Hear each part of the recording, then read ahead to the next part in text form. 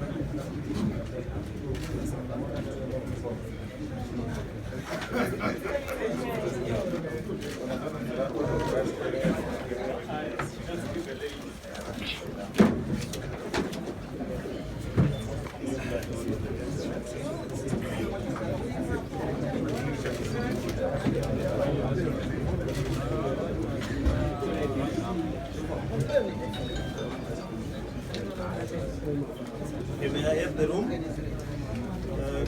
Good morning. Good morning, ladies and gentlemen.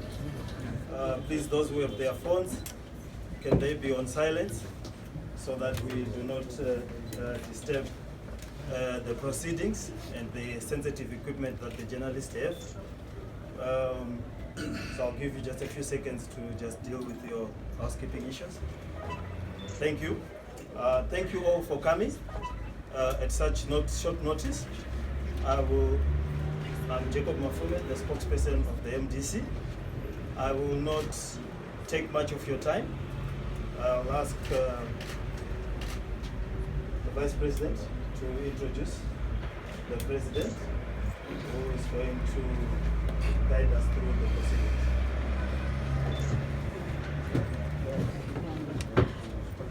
Thank you very much. You are all most welcome, ladies and gentlemen, to this important audience. But then, without wasting your time, let me ask the President to address. Thank you very much, ladies and gentlemen, members of the press corps. Thank you for coming in your this large number. We are actually appreciating your coming. Without wasting a lot of time, we've also brought all the leaders of the standing committee who are here present. I'm also sure if I'm going to really waste your time by introducing each and every one of them.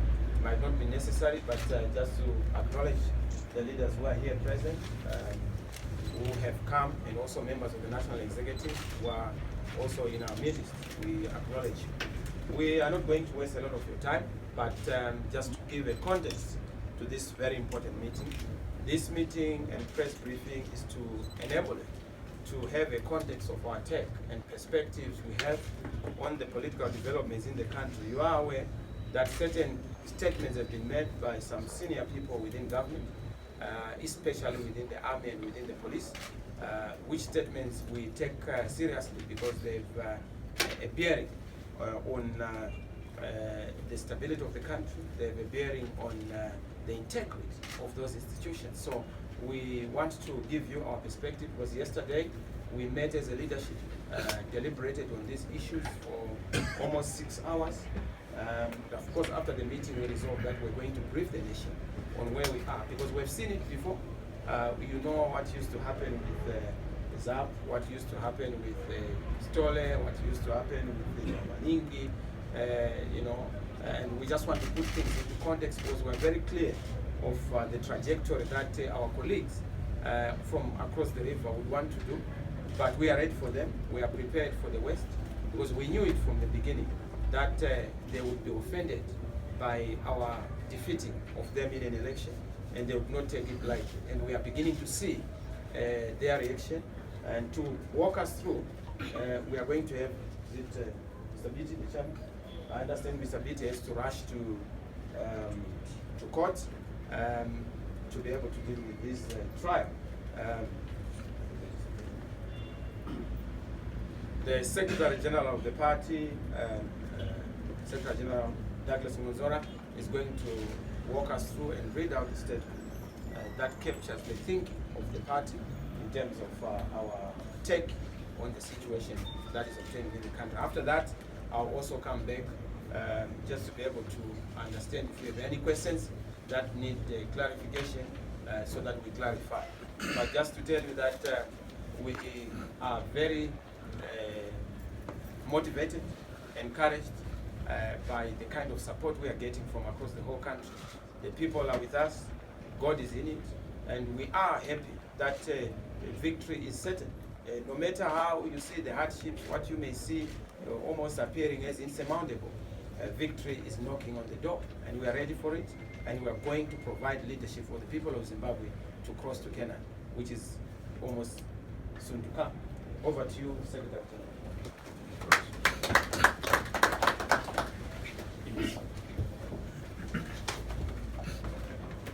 Thank you very much, Mr. President. Ladies and gentlemen, once again, we welcome you to Harvest House. This is a statement by the leadership of the Movement for Democratic Change. It is a collective statement of the institution.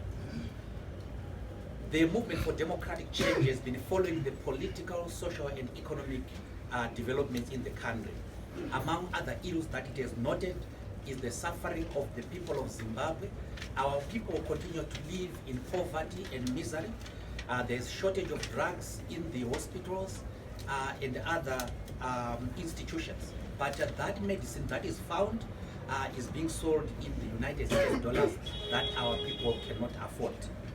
We have still the problems, the economic problems of shortage of money in the banks, as well as unemployment.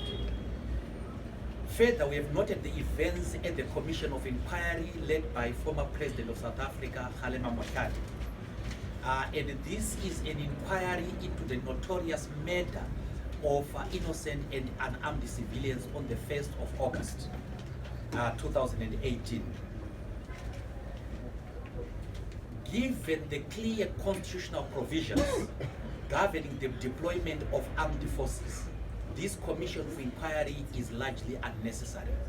The Constitution makes it clear that the person responsible for deploying armed forces is the president. So therefore, the answer lies in the office of the president. It is Mr. Mnangagwa who knows whether he deployed or not. And if he deployed, he knows the terms under which he deployed those people and whether or not they fulfilled his mandate. So the answer is squarely in his office. It also, however, we have heard the testimony of leaders of our key state institutions, which testimonies have exposed to the world the absolute disregard of the truth on their part. This is, however, common in corrupt, irresponsible, and unaccountable governance systems worldwide. It appears to us as a party that these leaders seem to have forgotten temporarily that these events took place in the full glare of the public and received comprehensive, fair, balanced, and uncompromised reporting from inter alia, the international media. Various media organizations took and aired live footages of the events as they unfolded.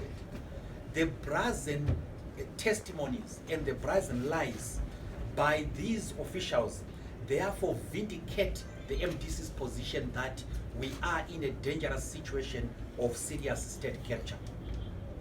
Historically, however, the MDC has been on record to show that indeed the Zimbabwean state is a captured state, characterized by the following: lack of accountability, disregard of constitutionalism and the rule of law, and the blatant use or abuse of state institutions.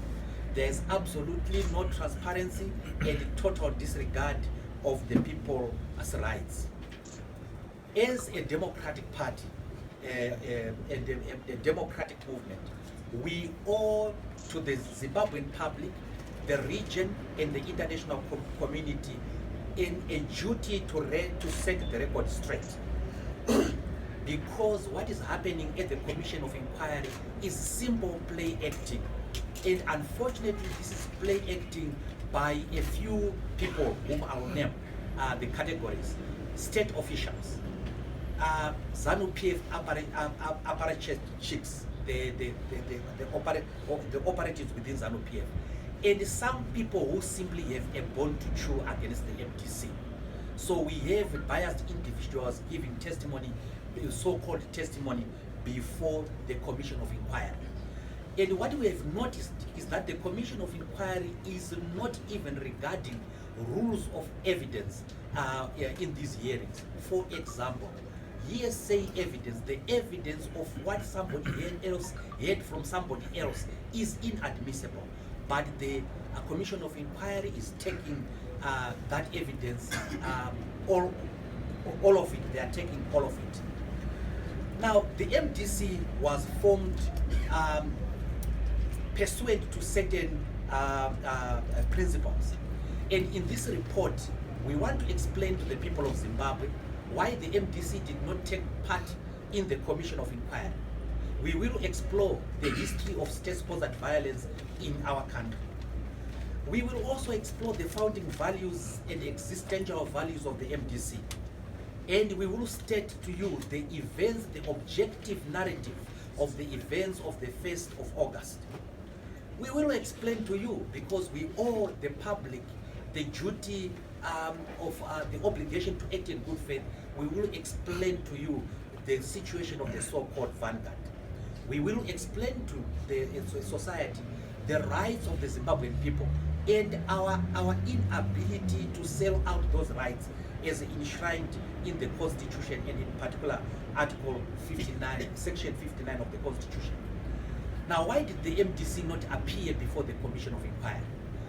First of all, we received a letter at the beginning of the hearings that the MDC was supposed to make written submissions to the Commission of Inquiry, as opposed to oral submissions. Now, our view was that being asked to do written submissions was being asked to give evidence in private. We would have wanted to give oral evidence openly and be openly to questioning by anybody who needed to do that. We wanted to give our evidence on camera, and we felt that the first thing, the first problem of the commission asking us only to do written submissions was unfair. Secondly, the Commission of Inquiry was basically unnecessary. As I've said, it is President Mnangagwa himself who is the first respondent in this matter. He is clothed with the powers to deploy armed forces. And as I've said before, he knows whether he deployed or not. And if he did not, then an inquiry was supposed to be made by his office on who did it. Third, there was a problem of the composition of the Commission of Inquiry. And in particular, I want to deal with two individuals, the two professors from the university. The first professor is Professor Love Momadu. We have absolutely nothing against him. We know that he was a presidential candidate in the election. And the people spoke in that regard. And as you know, the people spoke overwhelmingly in favor of our president. But that is not the problem that we have with Dr. Madugu or Professor Madugu. The problem with Professor Madugu is that immediately after the 1st of August shootings, Dr. Madugu was interviewed by the ZBC. And on camera, Dr. Madugu blamed the violence on the MDC. So he made his conclusion already. How can a person who has already made his conclusion, who has already made his judgment, be asked to investigate the matter? It is taking things upside down.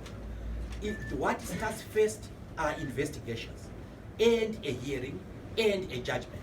Professor Madugu made a judgment condemning the MDC, and in particular, casting aspersions against the people, the leadership of the MDC. So he was not a fair person. Professor Manyeruke was clearly linked with the ZANU-PF campaign, and in particular features in 1 or 2 election advertisements of ZANU-PF. She is a card-carrying official of ZANU-PF. And in particular, she expressed the opinion before her appointment about who caused the disturbances of the 1st of August. For that reason, it was irresponsible for us to appear before a committee with that composition. And they say at law, if a law be unjust, unfair, and unconscionable, responsible citizens have a positive duty to disobey it. The terms of the reference, which is another problem, of the commission were presumptive, and they sought to portray the action of the armed forces as having been justified. So they were presumptive. Now we want to go to the history of violence. For us to judge the situation, for us to judge the various people involved, we must look at the evidence, the historical evidence of these people. While we cannot judge President Mnangagwa by what he is going to do or what he is promising, because that would be unfair to him, we can certainly judge President Mnangagwa, Vice President Chiwenga, Vice President Mohadi by their history, and it is a fair judgment. We can therefore, in the same vein, judge ZANU-PF by its history. We can therefore judge the state apparatus but by their history. It is common cause that in this country after independence we had Gukura Hundi. MDC was not there. We also know that in 1985, President Mugabe, Prime Minister then, issued the infamous statement, Gobora Ezvigutswa, by which he described the political opponents as stumps in 1985. We also know that in the election that came after the Unity Accord, which was conducted by the Zimbabwe Unity Movement, their organizing secretary and candidate for Gweru, Patrick Kombai, was shot, and was shot by state agents. We all know that. We also know that we in the MDC suffered a lot of casualties. Tichawana Chimina, Talent Mabika, Godfrey Kauzani, Beka Chokururama, Tondera Indira, all were murdered by the state. And as evidence, historical evidence shows, this was state-sponsored violence. We also know that our president here was battered at the airport in public by officers of the state. We also know the infamous attack on Morgan Tsvangirai during a prayer meeting in Machipisa in Highfield. We also know that Itai Zamara disappeared. We also know of the attempts that have been made to abduct various officers of the MDC, including the chief officer himself. We all know that. Now, therefore, what is happening here is a question of deja vu. What happened before? We all know the murder of Gift Tandare and so on. Now, let's go to the events of the 1st of August 2018. What is common cause is that the police was present the night before. What is common cause is that armed groups, the state groups were moving around the street. What is common cause is that the military was deployed by whoever. What is common cause? What is clear and undisputed is that people were shot at. What is common cause is that the people who shot were seen on camera. What is common cause is that the MDC does not possess anything that can cause the injuries that happened. What is common cause is 6 innocent Zimbabweans were murdered in cold blood. And one graphic illustration of this sadism is the shooting of this woman in the middle of her bra through the back. There is no better cowardice, better illustration of cowardice than that. What is common cause is that there was a soldier who was shooting in the public. And what is common cause is that he adopted a kneeling posture. And what is common cause is that he certainly was not shooting at 45 degrees. This is what is common cause. What is common cause further is that the MDC in this house, in this headquarters, was involved in parallel voter tabulation. Our election agents as well as our members of the election directorate, we are busy tabulating the votes. We now know, and it is on record, that the state through the police came and confiscated the computers so as to disable us from parallel voter tabulation. Fortunately, we had a backup situation. What is common cause is that our staff was arrested, was tortured, and was detained without justification. What is common cause is that there was a predetermination to decimate the MDC. This is exactly what happened. And the international community was there, and everybody who cared to see was there. We want to go to the issue of the so-called vanguard.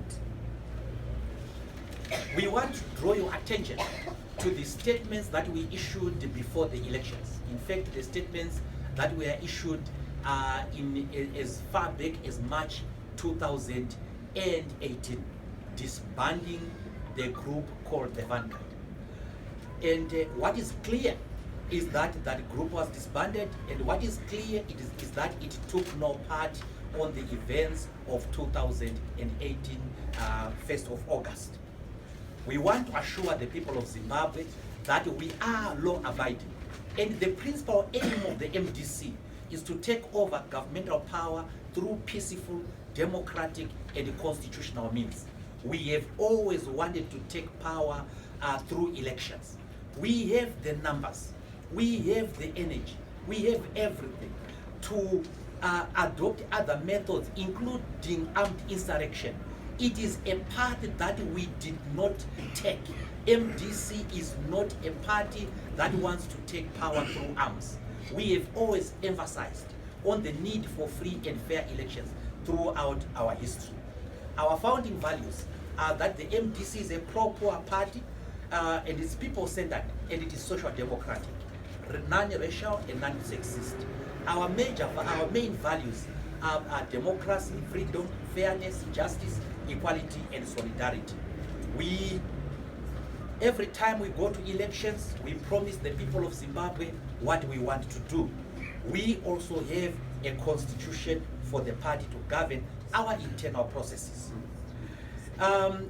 What is clear is that the MDC, even by the figures that ZEC did announce, which figures, as you know, we have clearly stated that they are fake, and we can demonstrate that they are fake. It is running, the MDC is running 28 out of 32 urban councils. So it is running basically the economic nerve of Zimbabwe. With that comes the responsibility. The MDC has a duty to act responsibly towards the people of Zimbabwe. And it is this duty that binds it. And it is acting responsibly and will not engage in armed insurrection. We have had demonstrations, MDC demonstrations, that everybody knows about. The first famous demonstration was the demonstration of the 14th of April 2016. This is the last demonstration that was led by our dear departed icon, Morgan Tsvangirai. Thousands of people roamed the streets of Harare, but no single tomato was stolen. No single shop was looted. No single person was beaten. We then had demonstrations in Bulawayo, well attended. We had demonstrations in Mutare, well attended. No single person was harmed.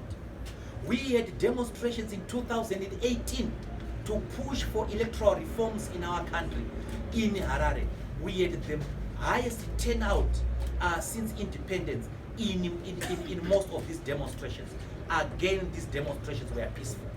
The demonstration that took place on the 1st of August was not a demonstration that was organized by the MDC. A day before, at an interview, at a debate between the MDC and ZANU-PF, where I represented the MDC and Honorable Mangwana represented ZANU-PF, a question arose as to whether the people of Zimbabwe were going to demonstrate. And both of us warned ZEC that there may be spontaneous reaction of the people if ZEC delays announcing the presidential vote. because for the people of Zimbabwe, it will be a question of deja vu. We therefore implored on ZEC to timelessly release these results. And it appears to us that the spontaneous demonstration was in reaction to that delay. We want to state that for us, the freedoms of the people of Zimbabwe are not negotiable. One of these freedoms is the freedom to demonstrate peacefully under Section 59 of the Constitution. No one, and I repeat, no one, including the state, the military, or the police, can take away this right from us. For that reason, the MDC restates that it is going to pursue its struggle, the remaining phase of the struggle, through peaceful means. This includes peaceful demonstrations. Demonstrations are allowed by law. So when people are engaging in demonstrations, they are acting lawfully. And we wish that Minister Matema puts that in his hand, that we are not going to demonstrate out of the benevolence of ZANU-PF. We are going to demonstrate because the people of Zimbabwe gave us that right. The people of Zimbabwe have that right. Yeah. We have listened to the testimonies before the Commission of Inquiry, ladies and gentlemen, and what is clear is that this is clearly choreographed. But whoever planned it is not as astute as some of us thought. Certainly, the evidence, for example, of Mr. Gabriel Chaiva. Who does not know Chaiva? Who does not know him? He was a member of this party and he left this party because he had lost a primary election. So for him, an election is unfair unless he wins it. He left our party because he lost the primary elections in Sunningdale. Yeah. And he went and joined the ZANU-PF, hoping, and as a ZANU-PF candidate, he again lost. For us to then have him as a witness to say that the soldiers shot in a particular way. No, thank you, Mr. Chaiva, because we can see for ourselves. We can see for ourselves, and we have eyes to see what that soldier is doing to our people. We listen to the evidence of Brigadier General Sanyatwe, and clearly you don't need a military expert to see the blatant lie in that testimony. That gun is not at 45 degrees. It is shooting. It is shooting at what? Why is that soldier, if the soldier is there to scare people, why is that soldier in a mask? You are only in a mask because you don't want to be known. So when a soldier or a policeman is dispersing a crowd without harming them, there is no reason to hide their faces. This person is hiding his face, and he is one of the two that are hiding their faces in that video. And why is that? We can put 2 and 2 together as the people of Zimbabwe. The evidence of the army commander, again, that is evidence that is clearly uninformative, and it is also apparently uninformed. What is clear, ladies and gentlemen, is that there is state capture in Zimbabwe. What is happening at the Commission of Inquiry is a situation where people are moving from the answer to the workings. For those who know mathematics, they are coming from the answer and then to the equation. Why do we say that? We say that because the Commission of Inquiry has not yet made its findings on who was responsible. It has not yet made its judgment on whether or not Nelson Chamisa incited anyone. It has not made its judgment on whether or not PT said anything. But we have seen the police. We have seen the police and the law enforcement agents now saying that they want somebody prosecuted. Now they are preempting the judgment of the Commission of Inquiry. How have they known what the judgment will be?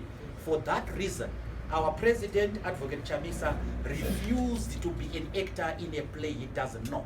And we as MDC, we refuse to be actors in a play we don't know. This is clearly choreographed. In conclusion, The MDC would like to clearly state that it has no role to play in the commission, and will not be appearing before the commission, except of course if certain legal things are fulfilled. At this point in time, allow me to advise you, ladies and gentlemen, that we have received a few letters today. One letter was addressed to President Advocate Chamisa. The other letter was addressed to the Deputy Chairperson, Tendai Biti. And then the other one was addressed to Shadrach Mashaya Mombe. As you know, Mashaya Mombe was our candidate in Harare South. The other one was addressed to Vice President Komichi, Morgan Komichi, who the state always harasses in every election. So it's a question of deja vu in this case. The other one came to my office. I don't know why, but this is a letter relating to Mr. Jim Kunaka. Mr. Jim Kunaka is not a member of the MDC, but his letter was delivered to my office. I will return it to the commission. We want to, in these letters, the commission is inviting the people I've mentioned, including our president, to appear before it and answer to certain of the allegations that were said against him. We have responded to the commission in writing, making certain inquiries before we make our decision. And I want to say that the commission has got lawyers in it, and it knows what to do. And we are not there to lecture it. But we have written, and my office has written to the commission to seek certain clarifications before our president can go there. But without selling what we are requesting, what we are saying is that what happens to John must happen to Peter. If at all we think that there is discrimination, then we are not interested as a political party. Ladies and gentlemen, the People's Party is busy. Right now, our president is having thank you rallies. We must thank our people for having voted so bravely and historically in the election. And all hope is not lost. We will continue our struggle. And we know that victory is certain. Thank you very much. Well, thank you very much, Secretary General, for that eloquent, lucid, vivid, powerful, articulated statement representing what we say as a party. I think it's self-explanatory, and we don't need to waste a lot of time. I think any further elucidation might not be of any use. Safe to say that he has stated a very clear point that we're extremely concerned with the attitude of the state institutions, particularly our army, particularly our police, that they view the MDC, a key national state actor, as an opponent. We do not seek to replace the army. We do not seek to replace the police. We do not seek to replace the CIO. We seek to replace those who are at the top, who are abusing these institutions, because that is what the Constitution asks us to do. So to call us a terrorist party, a terrorist organization, where have you seen a terrorist with the headquarters along the same road as the Parliament of Zimbabwe? Where have you seen a terrorist organization? Where, and even ZEC, including ZANU-PF headquarters, where have you seen a terrorist organization that would use placards to engage the government instead of using arms of war? We use placards because we believe in the democratic tools, such as demonstrations. Where have you seen a violent party that believes in rallies as a way of dealing with the government? We go to rallies because those are democratic tools. We are not like ISIS or Al-Shabaab or Boko Haram, who had headquarters in the mountains. We have our headquarters at this house because we believe in democracy, because we believe that to remove a government that is not performing, we must go to an election. And we have won elections. They've refused to give in to the will of the people. And that's why we are in the situation we currently find ourselves in. So I just thought I needed to put into context the aspect that we are not a prohibited organization. We are represented in parliament. In fact, we are the government, the local government. We are the government in parliament. We are even the government in this country because we were voted by the people. And that has to be understood. That has to be understood because in as much as Mr. Mnangagwa is saying he's the one who is declared, but we are there because for you to be declared, there has to be a contestant. The contestant is there. So we are part of the matrix of a government. And in that context, you can't try to bastardize or criminalize a party. This has happened before. It happened to Joshua Nkomo. It happened to Ndabaning Stoli. It happened to even my brother in Christ, the Reverend Bishop Abu Zoreo, who was arrested when he wanted to go to Israel to pray in 1982. Charges were drawn against him. So it's not something new. They've done it to President Tsvangirai. You know the Ben Manashe case. You know what they did. I think Mr. Monzora represented this guy, Muzoreo, you know, during that time. Now you see where we are. They are trying to do a Morgan Tsvangirai on Chamisa. It will not work. Even if they take us to jail, they cannot jail the wills of the people. Yes. Even if they arrest us, they will not be able to arrest the problems affecting this country. True. Because problems are not solved by vindictiveness. Yes. Problems are not solved by revenge. Problems are not solved by a way of wanting to pursue the path of vengeance. They have saged harvest house ever since this party was formed. 4 arms of war. The only arm they have found is the arm of love and peace. They've never found anything here. We believe in our open palms, not in all these things that they believe in. And we've said, look, even if it is going to take us a very long period of time, our visionary, Mr. Tsvangirai, said that we must always use democratic means even to fight undemocratic governments. And this is what we are pursuing. And we make no mistake. This whole thing, Chamisa, has incited violence. How does giving an insight to a population amount to insight? An incitement of violence. How do you say that? You also want to say because you contested and defeated the immediate election, I must punish you. And if you look at all the witnesses, Mr. Monzo, not a single citizen had an issue against Mr. Chamisa. Oh, yes. But you would find that it is some in the state who are obviously working on a scripted, choreographed narrative to try and say we want Mr. Chamisa to come. How does Matanga speak about incitement and then says Mr. Chamisa is given a position, so we are waiting? Why should law enforcement be subject to some of those vicissitudes of political consideration? Why? But it shows you that there are issues to nudge me into a forced arrangement, into a forced marriage, into a rape. You know, I want love, I don't want rape. You know, and this is why we have said we want political dialogue in this country. Not this whole thing of trying to force us and do also. We have said to Mr. Mnangagwa, here are the issues. Let's resolve the issues that are on the table. And we've raised those 5 issues. We are ready anytime to engage anybody, including Mr. Mnangagwa, to resolve these issues. Because people are suffering. And we want answers. We have those answers. We have the answer sheet. They have the problems and the questions. And we want them to also be able to interact with us so that we articulate the way forward. So yes, we are very clear and we are ready for whatever eventually. Some of us are ready for whatever is going to take us. Because you cannot defeat the truth. That you cannot replace the reality. The reality is that we have been given the mandate by the people.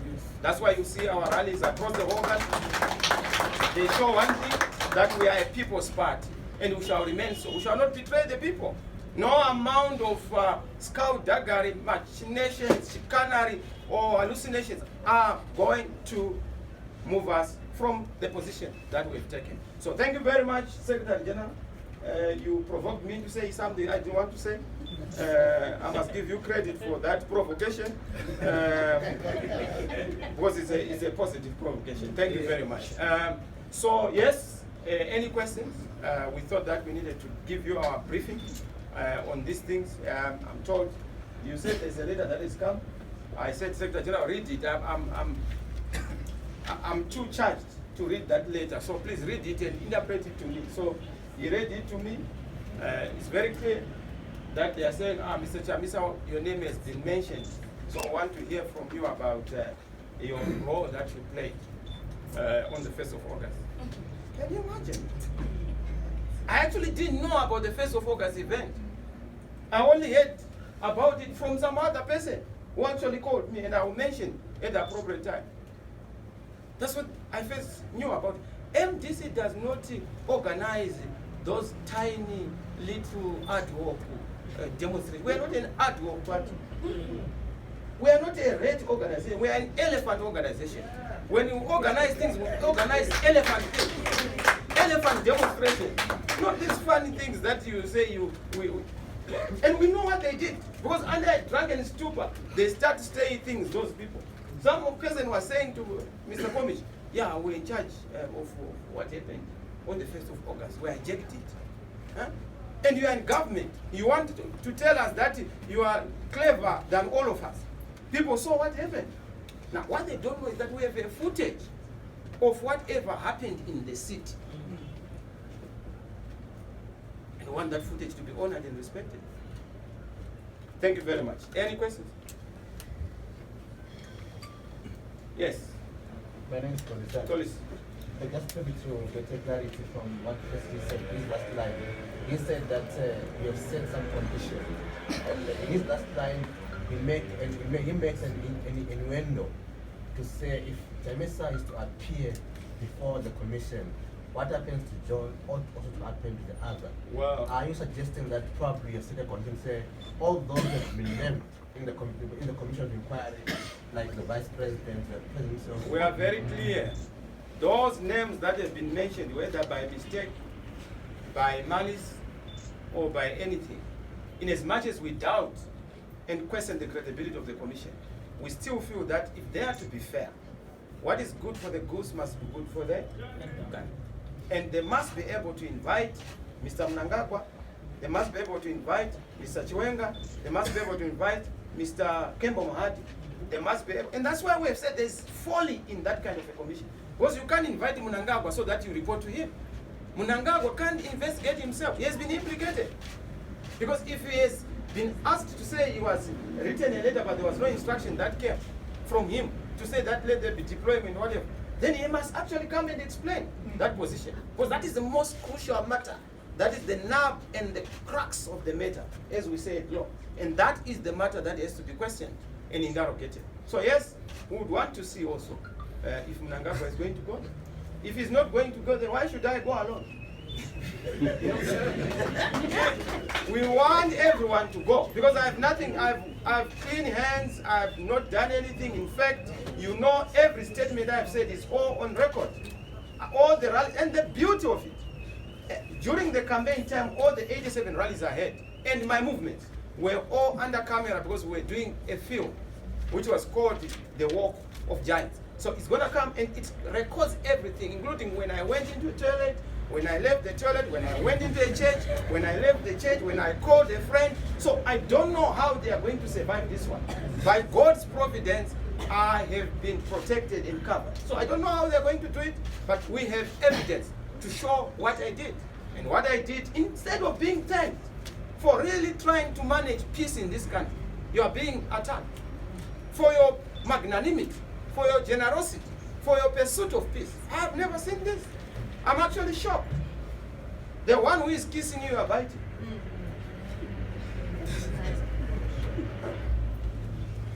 So I hope I've answered you, Tony. It's not the only one. They must also be able to be very explicit about what they're talking about. You can't just go because your name has been whispered in your ear, then you want to see somebody. There must be, and we're not going to review the details because I think it's also prejudicial to the so-called commission. So we will not review the details. I think the SG has already given you the details. Anyone, any other question? Yes, my brother? Yes, one of them, there is not going to, are you going to appear for the commission? I'm sure that has been answered. I know you want my voice very, very much, but let me give it to you again. We have said we will only be able to appear subject to certain. In fact, this is our own benevolence. We've said we have no time for these kinds of shenanigans because we know that this is a choreograph. They are working from a conclusion. Once you start to say we want to know what necessitated the use of violence, you're already saying that it was necessary. So you have a conclusion already, and you want to work from an answer. Now we can't have a situation like that. Once you want to say that who sent the people, you're already assuming that the people were sent. Why? What about if they were not sent? How does that term of reference become relevant? So it's clear that it's working from an answer. But it is a script. The script is to decimate the opposition. The script is to destroy the MDC. The script is to make sure that there is no MDC. In fact, what they wanted was to then even have people who testify to say, we have pistols who were given by the MDC, we shot at people. Can you imagine somebody having the audacity to tell people that when they came into town, people had already died? Huh? And that person is the one who is telling you that Chamisa has a case to answer. Why? Because he's scared of Chamisa, or he has been sent by his master to say, go and deal with Chamisa. Now, tell you what, you can arrest Chamisa. That's not arresting the problem. This nation is deeply divided. In fact, there would be no need for a commission of inquiry if there was no crisis in this country. It tells you that there's a crisis. We have a deep-seated division in this country, which cannot be resolved by this kind of tomfoolery tactics being undertaken by our politics. They need to sit down, calm down, engage each other. ED must stop going around the whole country talking about international re-engagement.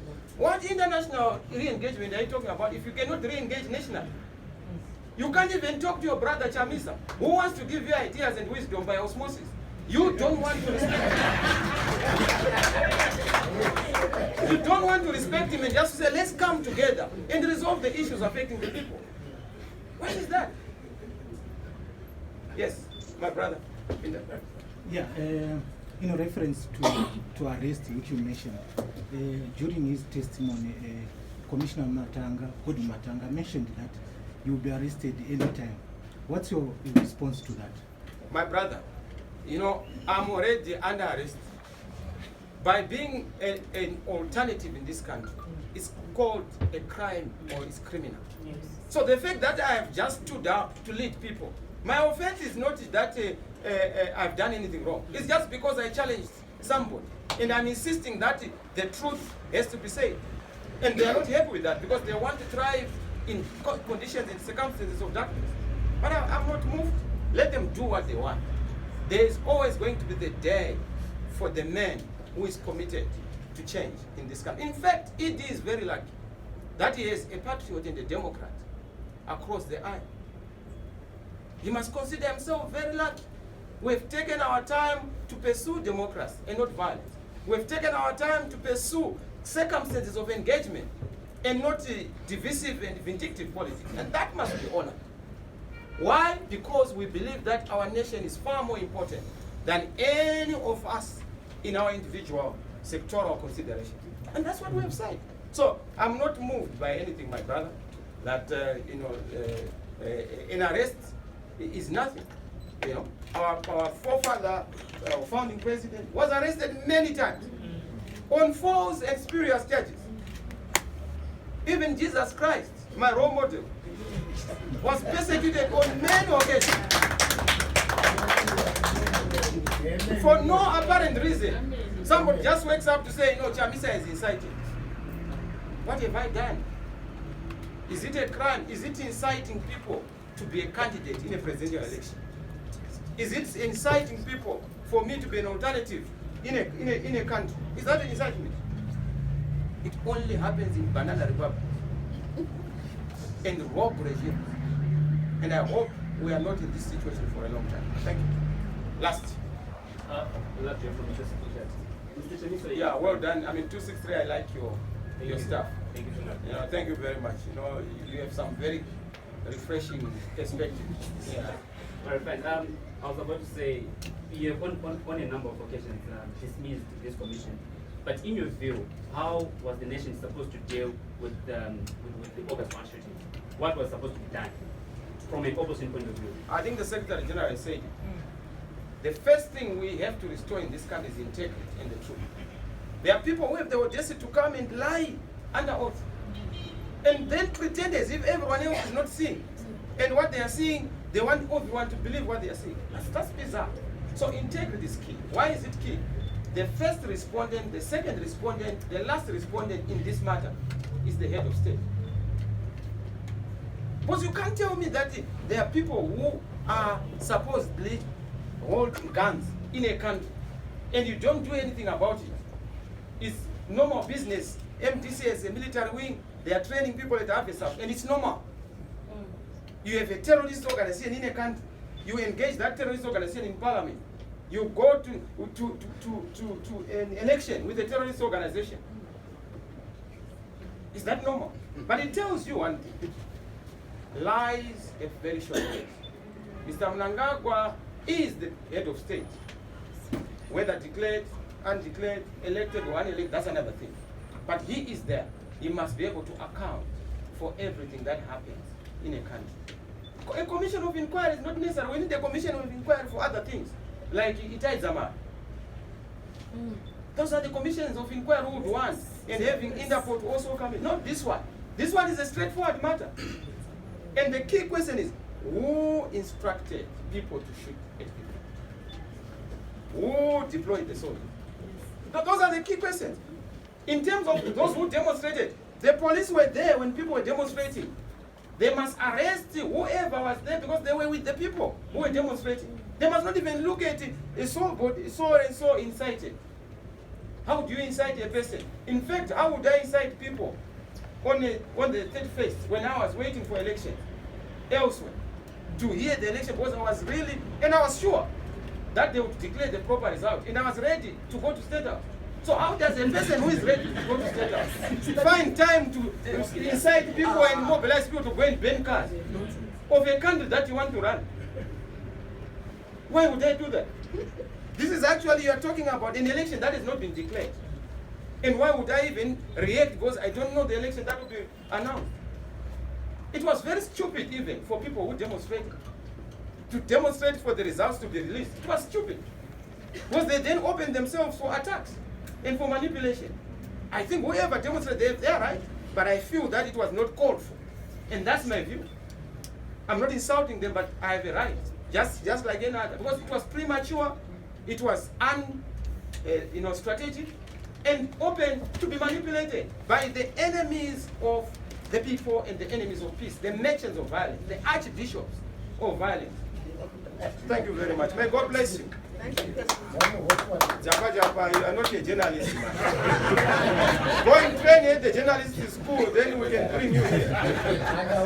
This is a very important profession. Thank you very much. God bless you. Thank you.